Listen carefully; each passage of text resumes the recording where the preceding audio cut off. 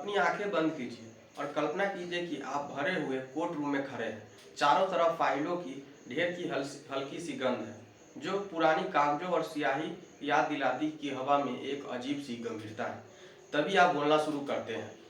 आपकी जुबान से निकली शुद्ध, सरल और प्रभावशाली हिंदी की गूंज जज साहब के कान से होते हुए सीधे उनके दिलों तक पहुंचती है।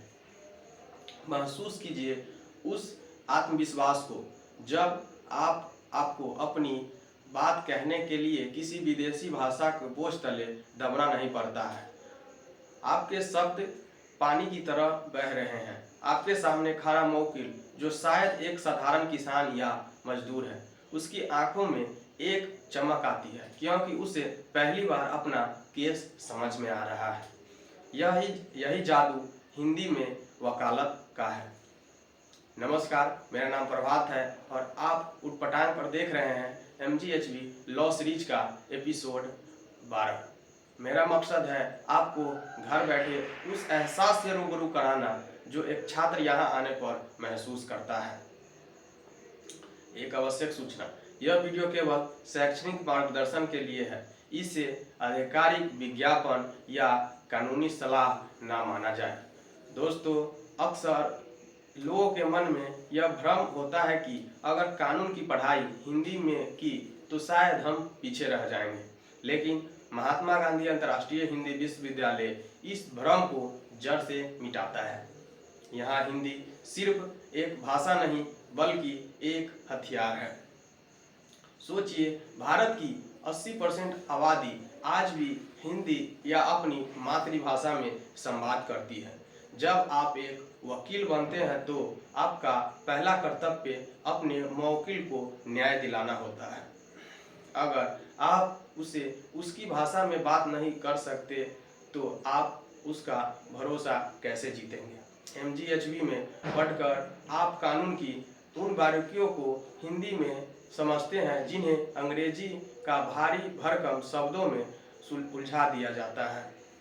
अब बात करते हैं आज के दौर की। साल 2026 में हमने पुराने औपनिवेशिक कानूनों को पीछे छोड़ चुके हैं। अब हमारे पास भारतीय न्याय संहिता, भारतीय नागरिक सुरक्षा संहिता और भारतीय साक्ष्य अधिनियम, इन नए कानूनों की आत्मा भारतीयता में बसी है।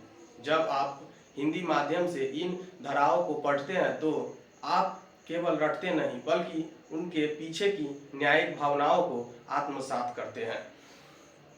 BNS की धाराओं को जब आप हिंदी के तर्कों के साथ कोर्ट में पेश करेंगे तो आपकी दलीलें अधिक स्वाभाविक और तार्किक लगेंगी। MGHV आपको यह सिखाता है कि कैसे लीगल हिंदी का उपयोग करके आप एक ऐसा प्रभाव छोड़ सकते हैं जो बड़े बड़े अंग्रेजी बोलने वाले वकील को भी सोचने पर मजबूर कर दे। अब आप पूछेंगे कि सर, इसमें मेरा क्या फ़ायदा है? तो सुनिए, बेहतर समझ। जब आप अपनी भाषा में पढ़ते हैं तो आपका दिमाग जटिल कानून सिद्धांतों को 10 गुना तेजी से समझता है। जुडिशरी में बढ़त। उत्तर प्रदेश, मध्य प्रदेश, राजस्थान, बिहार जैसे राज्यों की न्यायिक परीक्षा में हिंदी का बोलबाला है। MGHV के छात्र यहाँ हमेशा अव्वल रहते हैं। कनेक्ट। एक वकील के तौर पर आपकी स्पष्टता ही आपकी फीस तय करती है। हिंदी में आपकी स्पष्टता को जनता का वकील बनाएगी। कल्पना कीजिए, वर्धा की इन पहाड़ियों के बीच बनी यूनिवर्सिटी की लाइब्रेरी का, जहां आप बैठते हैं और आपके सामने भारतीय न्याय संहिता की किताब खुली है। आप स्त्री की लज्जा भंग करने या धोखाधड़ी जैसे शब्दों की परिभाषा को उसकी जड़ से जाकर समझ रहे हैं। यहाँ का माहौल आपको यह एहसास दिलाता है कि हिंदी बोलना पिछड़ापन नहीं बल्कि एक विशेषाधिकार है। यहाँ के प्रोफेसर आपको सिखाते हैं कि कैसे एफिडेविट को शपथ पत्र कहकर आप एक आम आदमी के मन में कानून के डर को निकाल सकते हैं। जब आप अपनी भाषा पर गर्व करना सीखते हैं तो समाज आप पर गर्व करता है। अगर आप 10वीं या 12वीं के छात्र हैं और कानून की दुनिया में अपना कदम रखना चाहते हैं तो भाषा आपको कमजोरी मत बनने दीजिए, उसे अपनी ताकत बनाइए। एमजीएचबी में कदम रखिए, जहां कानून की भाषा हिंदी और न्याय की भाषा मानवीयता है। याद रखिए, कानून केवल किताबों में नहीं होता, यह हमारे व्यवहार में होता है। अपने अधिकारों को पहचानें और अपना व्यक्तित्व ऐसा बनाएं कि महिलाएं आपके साथ सुरक्षित महसूस करें।